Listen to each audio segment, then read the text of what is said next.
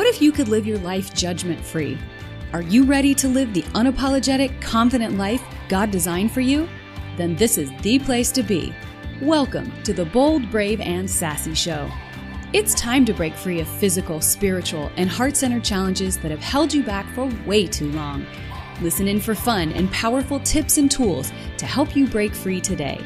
Hear from our leading experts, along with me, Annie Berryhill, your host and personal guide to freedom. Now it's time to live like no one's judging.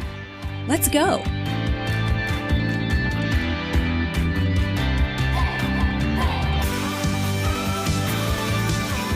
Hey there, everybody. This is Annie Berryhill, and welcome to the Bold, Brave, and Sassy Show.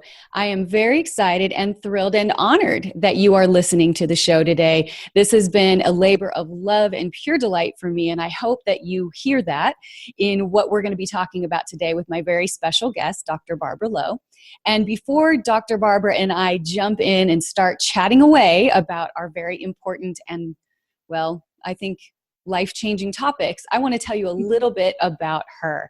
So Dr. Barbara Lowe has a passion for working with women to bring them into the light so that they can embrace their fully fabulous and beautifully flawed selves.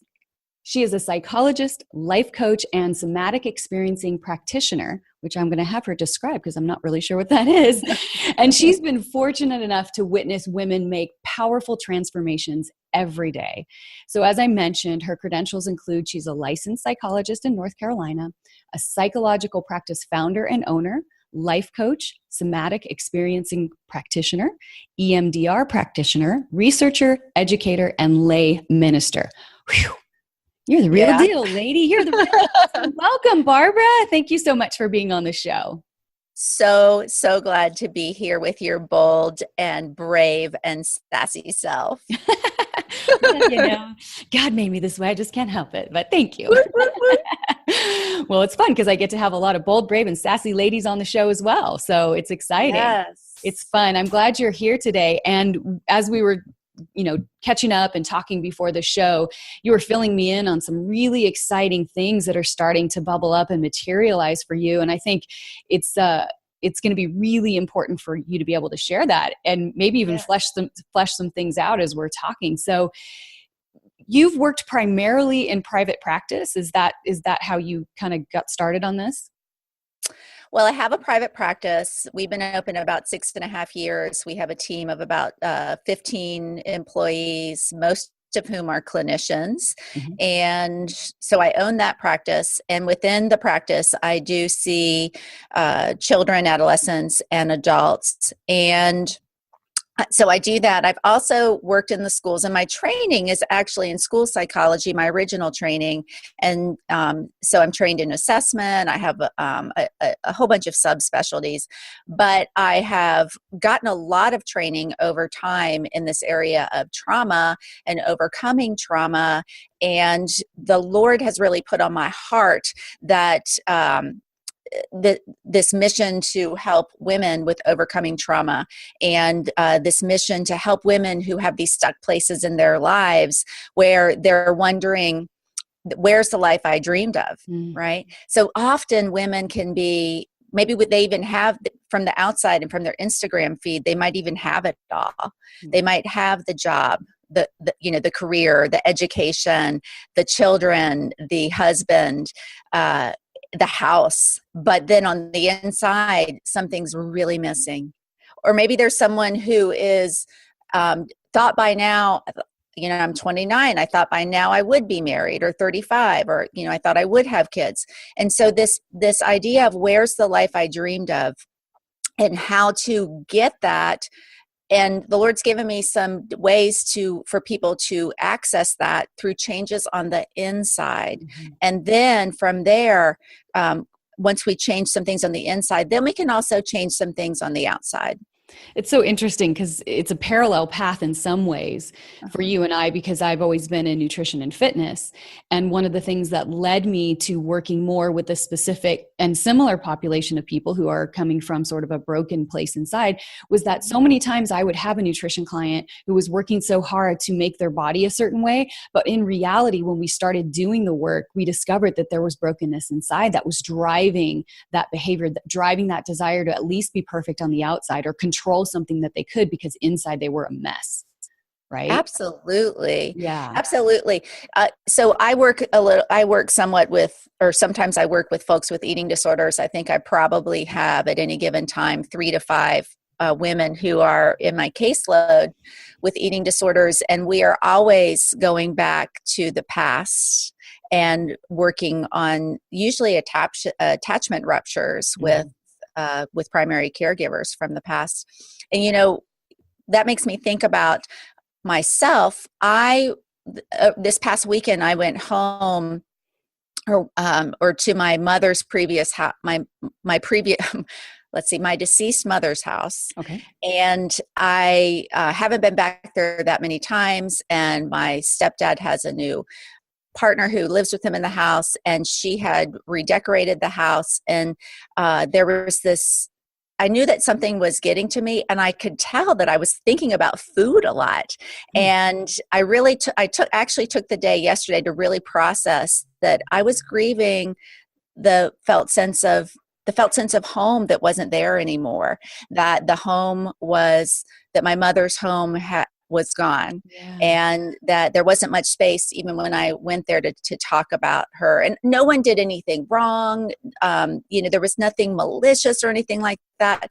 It's just that I needed to take the space to process what was going on. And my flesh, or my body, my mind wanted to do some emotional eating around that. Mm-hmm. And it's not that I have huge struggles with that, but it's just an interesting phenomenon. And I can imagine a time in the past where I wouldn't have dealt with that, but tried to push it back.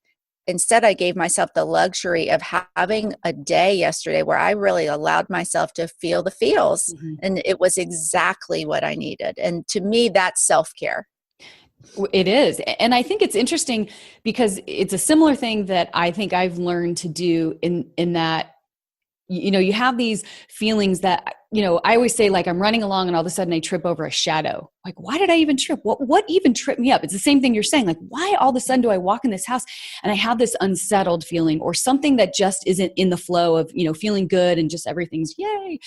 And you have to stop and look at it. And I think a lot of times people avoid looking at it because it feels bad, but I don't want to feel bad. And I know that there are ways to resolve that if we are brave enough and we have a bit of instruction to say, what is driving this? What's at the root of this? What's, poking this, which is exactly what you did. And you use the word luxury. I don't think it's a luxury. I think it's a necessity that we are continually checking ourselves. It's that feeling of like you can drift off. So that rocket ship that's going to the moon, if he's off by 1 degree, he's going to completely miss the moon, because over time that 1 degree gets you way, way, way, way off track. So Exactly. Flying to the moon is that constant reorienting. And I think that's what we're doing. That's what you were doing. Hey, oh, what is that? Oh yeah, now I want to eat. Whoa, where did that come from? Mm-hmm. But you understood that there was something driving that. Whereas a lot of people who don't have the tools or don't recognize that's going on would just give into the eating. Right. And there's another piece of that. And that is that when we came back on Monday, we had a ministry group to lead that night. And so I knew that there was something I needed to process. I could feel it kind of bubbling up, but I knew that I had to be on that night. And so a skill that I like to teach folks is sometimes we do have to be on. We can't just give ourselves the luxury of processing at any time, unless we just had a recent tragic grief, and then you have to. But if it's something that you can table for a little bit, what I do is, or what I tell folks to do is to say, almost say on the inside of yourself, "Hi, sweetie. I hear you. I see you. It's time to take a nap. Right. and we'll talk later. And the key is that you do need to come back later. Mm-hmm. So, and that way we can stay functional, we can continue to do what we need to do, and then come back to that thing. And frankly, I have to do that as a psychologist, I have to be on, I have to be exquisitely present for others, 8 hours a day. Right. And so, but life happens in the process of having my practice. Let's see, right before I started, one of my parents died. I had another parent die. I had another significant loss in my life, and so we continue to practice and be there and show up for others, even in the process of needing to show up for ourselves. And we need to balance that. And that's key to staying productive. Another key to staying productive is I tell my clients often, I'm not going to have you just lay down in a bed of suffering. But what we're going to do is we're going to have the courage to turn around and face ourselves. But we're going to kind of do this teetottering thing where we're going to face ourselves and feel some of the pain. And then we're going to add in some of the, what I call resources, some of the feel good, some of the good memories, or enhance some of the positive spaces that we can develop within ourselves using psychological tools and somatic experiencing tools. And so we kind of teeter this, and it's like we're moving along into healing, and it's not quite as scary as what the thought of laying down in a bed of suffering and feeling all the feels like. It's funny too, because as you were saying this, I like it so much, because I have been notoriously, for most of my life, I've been a very black and white person. You're either this end or this end of the spectrum. And what you described was rolling around in the muck and the mire of your feelings, right? As you look at them and admit and accept and see them for what they are, or completely turn them off, which is also not good, because you can't live in either end all the time and actually, like you said, be productive. So I love that tip of that middle ground of saying, hey there, honey. Yeah, we got to do this other thing right now. And I haven't forgotten about you. And you're very important to me. And this is a very important thing for us to tackle. But just right now, I need to focus on this. We're going to table it and I'll come back, I promise. And I love that, because that it isn't giving up. It isn't giving in. And it's giving you a roadmap or a guide and saying, we are going to do this, just not right at this minute. So then you can go and function and focus on the things that you need to do, where you need to be on. It's beautiful. I love it. I love it. Yeah, I think of it as a couple of different things. I think of it as self-leadership, and I think of it as building capacity within our own selves, our heart, our mind, our body. And I also think about it as building a functional home within ourselves. For many of us, we didn't have that growing up, and we want to build that within ourselves with a functional mom part of self and a functional father part of self. And for me, I use Father God a lot in that space.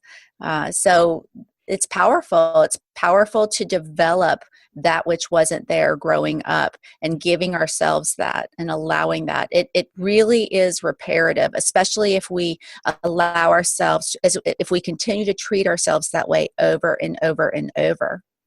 And I think too, we've talked offline, and, we did your show together, and we've talked about a lot of stuff together that the audience hasn't heard. But from my story, being so angry with my dad and being resentful and all these things. And I like what you said in there is finding the good stories to add to, the work and the hard stuff that you're facing, because I can now, because I have worked through so many of my resentments and my disappointments and all these things, to actually have a lot of compassion for him, because for him to be the way he was meant that he was living with a ton of pain that he didn't have any tools or anybody to help him to release. And I've been blessed to have had options and resources that have helped to teach me along the way how to work through those things. It's not been quick, it's not been easy, but it's been progressive. And I can look back and say all of those things contributed to the progress and where I am. But that compassion for the person who may have hurt you or disappoint you, left you, died early. I have friends that has happened, and it's really made an impact. So I wanted to take just a little bit of a pivot here, because something that you said in the beginning really weighs heavy on my heart. And I think it's very much a spiritual issue, and it's very much a psychological result as well. And that's this trauma. And I'm not going to ever say that there's not a man that doesn't go through trauma, but they go through trauma in different ways and for different reasons. And one of the things, this is pretty heavy actually, is this, it's just overwhelms me sometimes to think how much women are actually hurt and taken advantage of and traumatized because they are women, because they are girls. So what are you able to do within your toolbox to help women to really resolve and be free of the effects of those traumas? What are some things that you have found with your clients and in your practice that have helped? Sure. Can I first address a gender?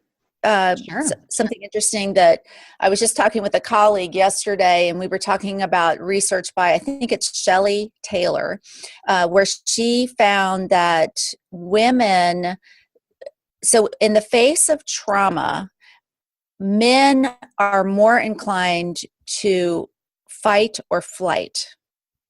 But in the face of trauma, women are more inclined to appease or freeze. Right. Which is interesting. So we were even talking about this colleague is a faculty member for the Somatic Experiencing Institute. And so she's basically guru. And we were talking about, she's also a licensed clinical social worker, I believe, but Ariel G. I'm not going to try to pronounce her last name. I think I'd mess it up. But we were talking about sometimes women, even on dates. Can I talk about a heavy subject on here? Absolutely. Yes. Okay. We're getting people free here. So we got to talk about heavy stuff to get them out. Right. Okay. All right, good. So she talked about sometimes women even will be on a date and not want to have sex and feel the expectation of wanting to have sex. And rather than dealing with that conflict, they will have sex rather than say, I don't want to, because they think, because of this appeasing nature, this appeasing way that we have been raised. And then there can be after that a felt sense of being violated in a way. So we need to be careful and be thoughtful, and also be generously self validating that we've been raised to be appeasing. And so sometimes we find ourselves in scenarios where we have done things against our values, or where we have been in a situation where we didn't fight or flight, but froze or appeased, that was traumatic, and understand why we did that a lot of us do that is societal. So I think that's an interesting piece to bring to the table and help women understand. I've worked with women that have at times continued to put themselves in a similar scenario for something to continue to happen over and over again. And it's this dynamic.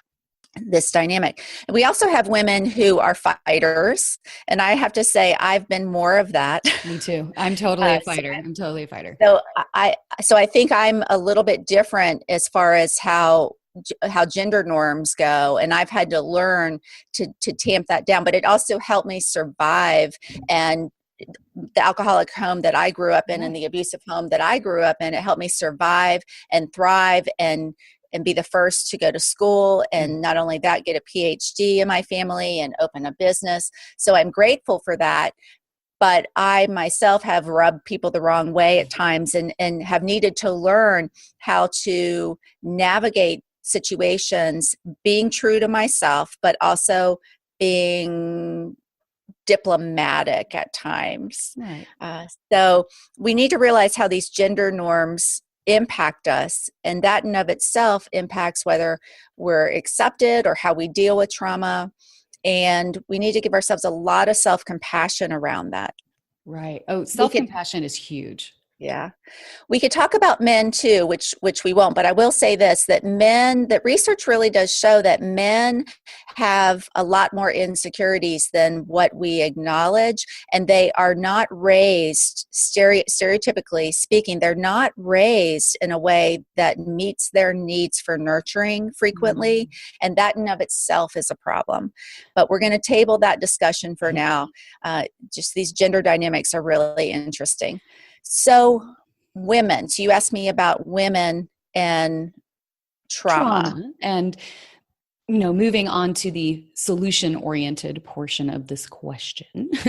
Sure. What are you using what techniques, what things are you using generally speaking, or in a, powerful way? I know some things that I've done that, about that I've done that I have found amazing relief from, amazing progress from, but you work with all kinds of people. So just tell us a little bit about specifically in the women restoration, that kind of process. What are you working with? The Lord has recently given me, and I've recently come up with a name for what I'm going to be calling this and writing on, which is Hearts Returning Home. And in the process of Hearts Returning Home, we go through 3 steps to build this internal home from which we can launch. When we think about a home, we think about belonging. We think about security and safety. We think about the Cheers song, where you want to go where everyone knows your name. Right, where everyone knows you, and where there's this safe place to launch from. And so in the Hearts Returning Home process, we want to first deal with the present and then the past, and then launch into a future. And in phase 1, we can't really delve into the past. We can't really turn around and face ourselves until we establish in the present a couple things. We need to establish safety. So if I were working with someone in my office, I would be establishing safety in our relationship, working on if there's any significant safety issues in their lives, we'd be addressing that. Certainly if there's ever any suicidal ideation, that's safety is paramount. Right. So we work on that. We also want to work on some behaviors that might be out of control. So if we have an eating disorder, we have a substance abuse situation, we want to begin to adapt replacement behaviors and work on what we're doing environmentally that's setting us up to go towards those behaviors. Right. And we want to initially start working on some of the thoughts about self. So this general method of working in the present to provide more safety, stability, security, making sure we're eating healthy relatively, we are sleeping. We want to establish those things. Sometimes we might even address some medication needs if we're having a hard time establishing those things. So we can make some progress in that, but there are some behaviors and some stuck points, tipping points that we're not going to be able to fully resolve until we get into the trauma. But once there's enough security, stability in the present, there's still going to be pain, there's still going to be stuck points because those traumas haven't been worked on yet. Then we can go to phase 2 of Hearts Returning Home, which is working with the past. And here I have several different tools in my tool belt with which to work on the past. But with all the tools, we are turning to face what has happened with a safe other or with a safe support system if they're not someone directly in my office. And we are adding in resources and we're integrating in the trauma story from a part of the brain where it's stored in that fight, flight, or freeze into integrated parts of the brain whereby we can make meaning, whereby we can integrate it in with other places of cognition that are not stuck, where we can integrate it in with our social neural network, which the social neural network never is in a stuck place. So that's a great, even for example, when you have a trauma and you can laugh about a part of it, that is very integrative because you're integrating in 2 parts of the brain. So this integrated process we can do in a couple different ways. We can do it by revisiting the narrative and writing out or talking through the narrative and looking at places where unmet needs or unfinished responses need to be finished. Mm-hmm. So sometimes I might even, if someone with the Me Too movement, let's say, if someone was violated sexually and they weren't able to push the person off, I might even have them stand up and push against me to feel that felt sense of that impulse that needs to be completed. You know, animals in the wild, animals in the wild don't have PTSD. Isn't that interesting? Because they deal with trauma. But if you see an animal in the wild that has just been captured and then maybe went into a freeze and woke up and escaped, you'll see that animal reworking that story and discharging that energy. It's like that idea of like, I wish I would have done it differently. It gives you the opportunity to actually finish it by doing it differently, or the way that you envisioned or wished you would have been able to do it. That makes so much sense because it's closing the loop. It's giving, finality. It's giving resolution to this over and over and over. And one of the things that you said that I've learned along the way, and of course you do this professionally, and I've only received it as a client or a patient, but that whole idea of things getting stuck in that fight or flight part of your brain, and it just spins and spins and spins. So everything about that particular thing is highly emotional and highly, volatile all the time. It's like it just happened 5 minutes ago. It's just the same. And I think the important thing for people to realize, and what I've learned, is that drives so much of negative behavior. Either it drives it because you're fulfilling it because that's your reality, or you're trying to escape from it emotionally. And that's where I think a lot of people get into like substance abuse or behaviors that are risky because they just want to not have that be playing so loudly in their head or affecting things that they do. They want to heal that. But that, like you said, moving it to the thinky part of the brain so you can process and, like you said, integrate it, it's such a simple thing. And I think people don't recognize how simple it is. And I don't mean it's not without work, but I mean, it's there. It's a mechanism. It's built into us. Mm-hmm. Exactly. You're getting it. You've got it. And so another piece of that is understanding the felt sense of the body and being with that. Sometimes it's hard to be with the content in the mind and the memories. And with that, we can move to what we're feeling in the body, which is so key. I think many people walk around believing that their head is their body's just a mechanism to move their head to meetings. Right. But everything that we feel, how do we know we're happy? How do we know we're sad? How do we know we're afraid? It's not just that we're thinking those thoughts, we are feeling that in our body. And we need to integrate that piece in and feel the felt sense of the unresolved, unmet need or the unresolved impulse. And sometimes we can imagine ourselves, we could either do something physically to feel that sense of pushing off someone, or we could imagine ourselves pushing someone. We could even imagine ourselves beating the heck out of someone, and that can be very satisfying. Now, no, we cannot go out and do that. No. But we can imagine it, and it can give yourself a sense of completion because that is what you needed. Mm-hmm. So we can use guided imagery. We can also, I know that you're interested in EMDR, we can also use EMDR as a method for moving pieces around in the brain into more integrated pieces. That's so cool. Can you, before you go into what it can do, just give people a little introduction to what it is, so then they'll have a better, basis going forward when you describe how it works and what it can do. Sure. EMDR stands for eye movement desensitization reprocessing. And with EMDR, your therapist will help you with moving your eyes back and forth. I actually have a light bar that I use where people follow the light back and forth. And there's also buzzing in the ears and or beeping in the ears and buzzing in the hands. And Now, I want to say before I learned about this, I thought, is this hooey? But it's very, very research based. As a matter of fact, the government recommends this as one of the number one treatments for PTSD for veterans. Absolutely. So it is very research based. With EMDR, we are stimulating one side of the brain.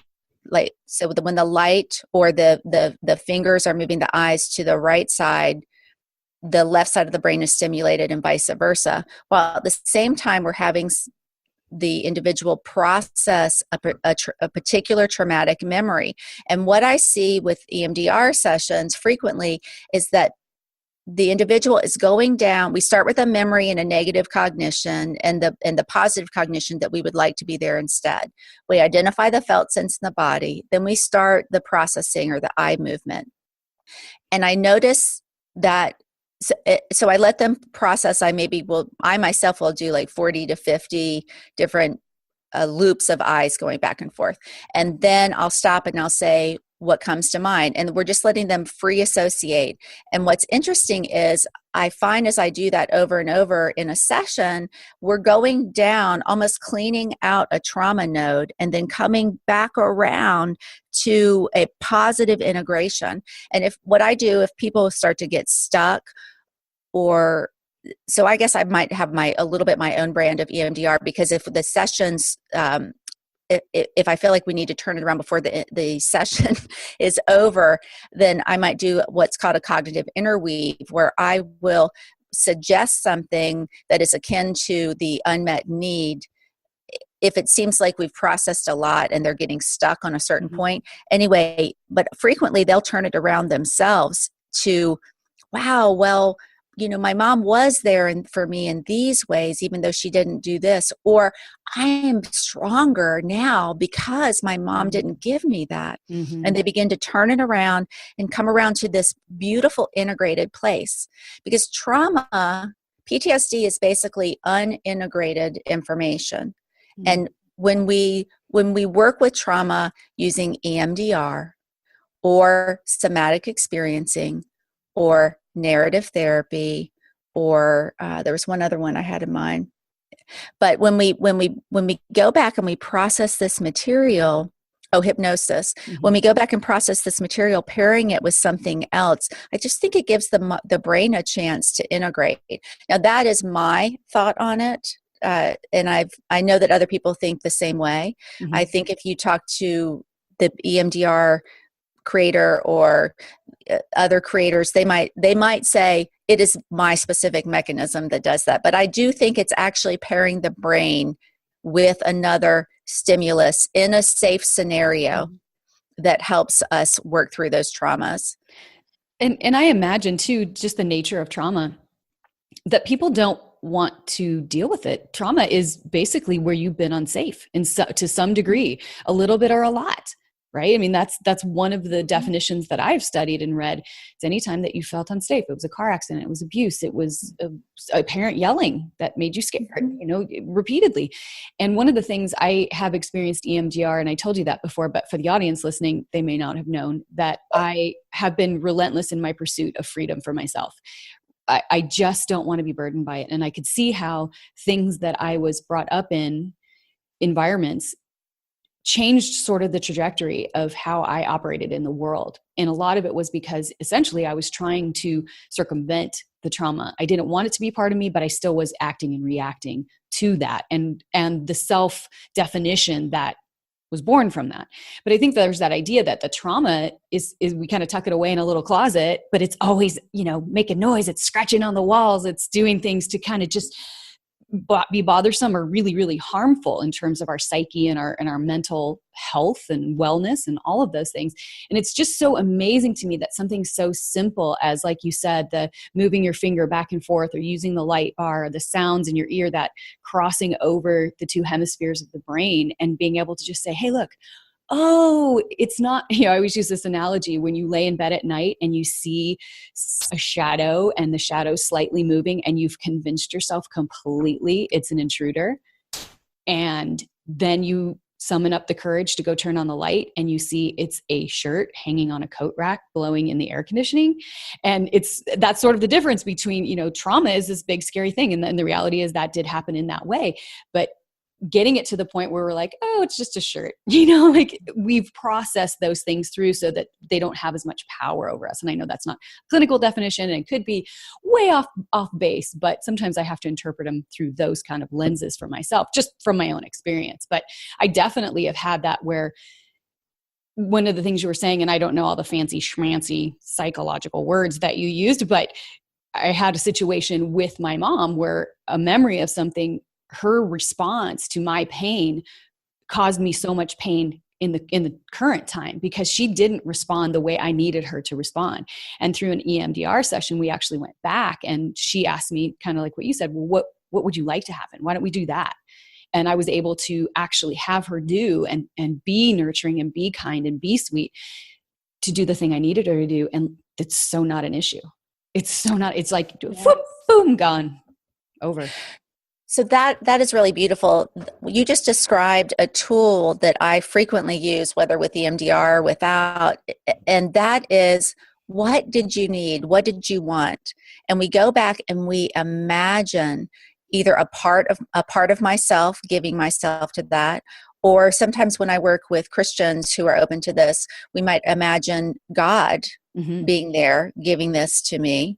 And we not literally, we imagine going back in time and we get what we didn't have. And here's what's beautiful. We know what really happened. But when we imagine ourselves getting what we didn't have, and we do that over and over, we're laying down new neural pathways that are giving us literally the felt sense of having that which we did not have.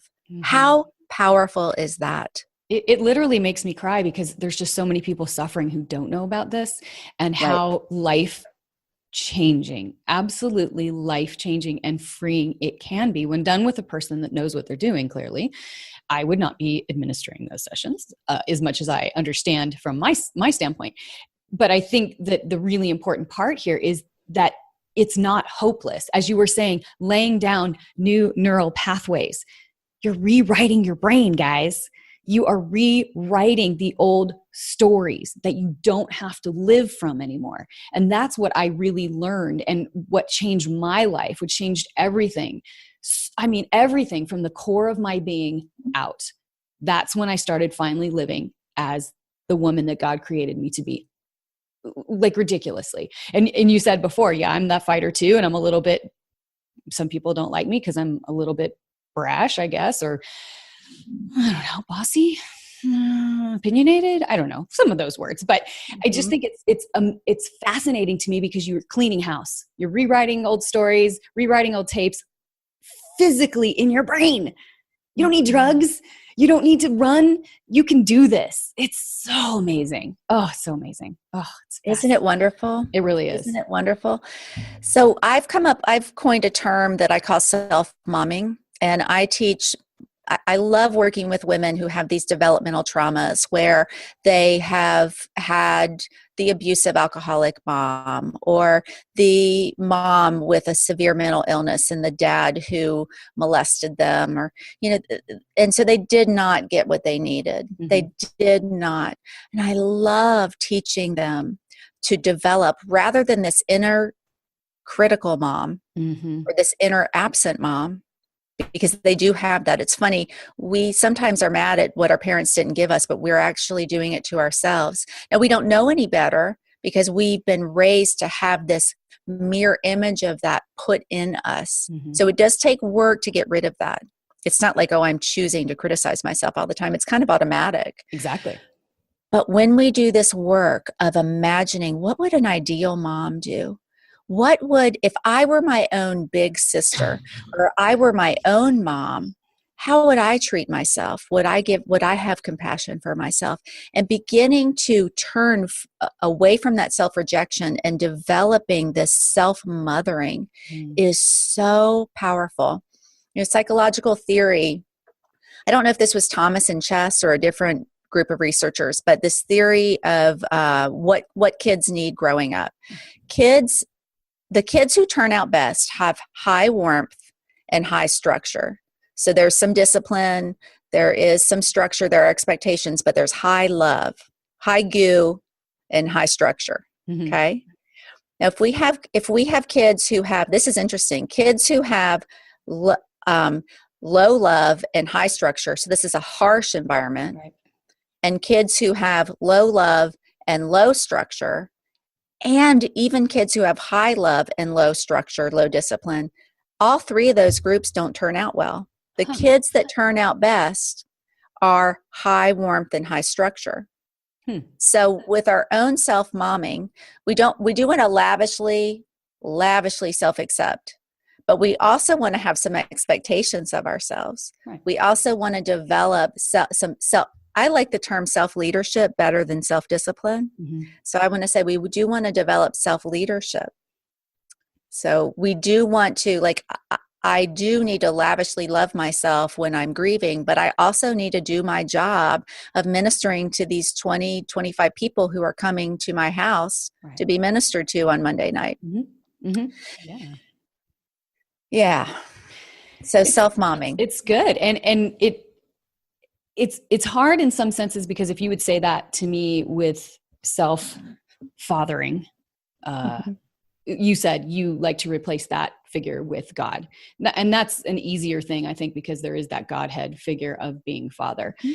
And I think I warped it when I was younger because I did the opposite. I imagined that God was acted how my father acted, and that it was punitive, and that everything that I did, if I did a sideways glance or had a bad person thought, that I was getting struck down with lightning. I think I've said that before on a show. It's my reality. That's what I thought. That was the example that I had. Hellfire was coming down if you screw up. That's just basically it. So I like that. But then, I'm sure that there's a whole component in there for you of giving people the time, giving women the time to actually conceive of what did they see in other households. Remember, they felt like they wanted to be at that household because the mom was that kind of person. Oh, I want to have that. And understanding what that means to them, because for some people, they're wildly independent and we all need love and nurturing, but some need it more than others. I think we do all need it, but we need it individualized for us. Exactly. A good mom and a good dad individualize that love and that structure for that child. Mm-hmm. I've raised kids with disabilities, and the expectations are different. Exactly. How I raise. Yeah. I say every child has special needs. Yeah. Every person has special needs. We all need to be loved uniquely. But this idea of father and God being father, I'm so glad you brought that up, because I generously give folks space when I work with them to have even like raging resentments with God, and to not use Father God as a resource until that feels better, because we can't heal unless we're feeling safe. And even though God is safe, sometimes we need the healing process to take us along a little bit before we can begin to see him as safe. And I've seen this beautifully unfold in my office, where people sometimes will come in and say, I want Christian counseling, and they have all this trauma. But as we get into it, God doesn't feel safe for them.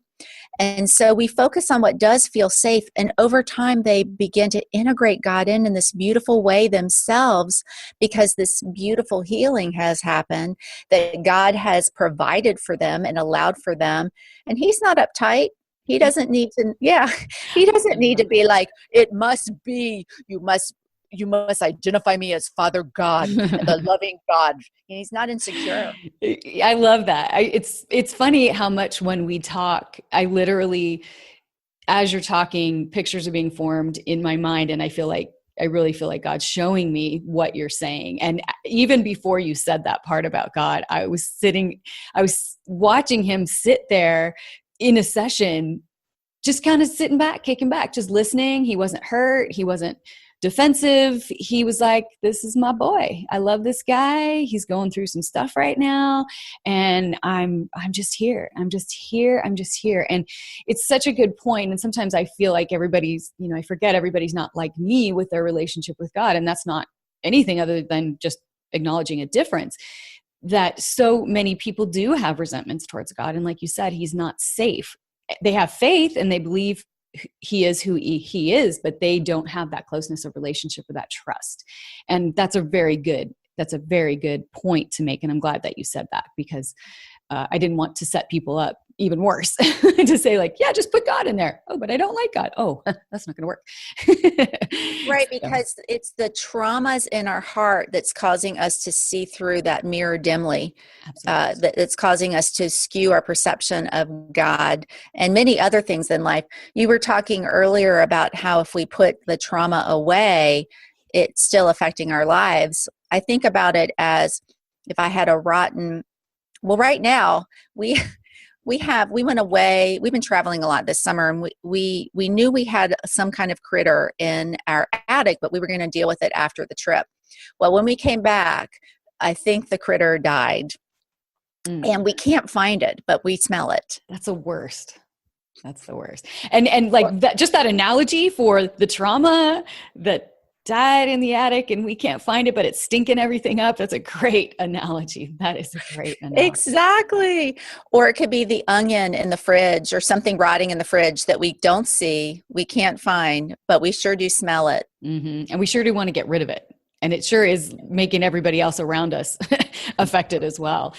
Yeah. So you're so brilliant, and but you have such a way of taking your brilliance and making it absorbable for the average mind. Oh. But for the layperson, the person that's not in your field and doesn't have your training and your, all your schooling, and you're so impressive on every side, because your heart is so soft and tender and warm towards people who are hurting. And you've found this really amazing place of who you are and who you've grown into be, and serving those who you see can make that path and go on that path to that growth too. And it's just, you're such a treat. You're such a delight. And I've loved our conversations before and today, of course. And I think this is a great place to kind of put a little period on it.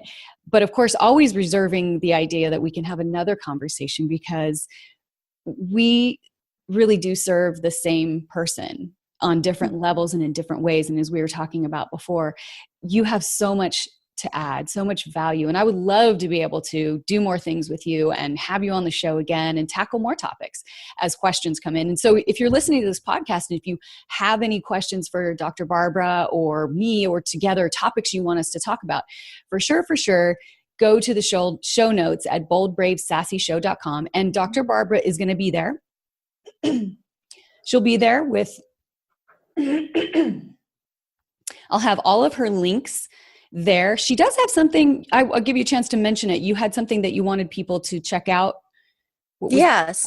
So I have a free gift for listeners if they're interested, which is a book on self-care that I've written. And it is not your average take on self-care. It is more psychological. So it's not just about sleep and eating. And that is at www.drbarbaralowe.com/self-care. So I'd be happy. Yeah. Well, I want to get that book. I'm going to be grabbing that right away. I'm going to have a head start since we're recording this before this actually goes out. So, and go ahead. I thank you so much for all the accolades, but honestly, I don't strive to be much more than average. And I love that. I used to strive to be perfect. I used to strive to have this amazing image. And I think the more I've come along and grown up and healed, it's okay to be average, and it's okay to be flawed and fabulous. It's okay to be average and have superpowers. And we all have superpowers. And I do want to encourage your listeners to heal, to love yourself, to heal, to deal with things you need to deal with, and to launch into what you have been put on this earth to do, because we need you. We need you. We really do. We need you. Absolutely. You and I are not enough. We need them too. We need all of us doing what we need to do. Exactly. There's missing parts if you're not doing what God created you to do. There's a missing link in the chain. So be sure and be doing that. So, Dr. Barbara, again, thank you so much for being here. We will have more conversations in the future. And this is Annie Berryhill. And I want to thank you, the listener who has tuned into this show to listen to us talk about this very, very important topic. And I hope you hung with us the whole time, even though at times it might have been a little bit uncomfortable. This show is all about helping you to get to that new place, that place of where you've always wanted to be in your life and who you wanted to be, and live from that powerful, confident place and walk into the destiny that God's designed for you. So thank you so much for listening to the Bold, Brave, and Sassy Show. If you've not already subscribed, please do so on your favorite apps. Mine is iTunes. That seems to be the winner if I look at all my numbers. iTunes is super easy. And if you would leave a review, leave a comment, you can always ask questions on the show notes page. And I love that you listen. And if there's anything that you want us to tackle in the future, I'd love to hear from you. So for now, this is Annie Berryhill signing off from the Bold, Brave, and Sassy Show. And we'll talk to you next time.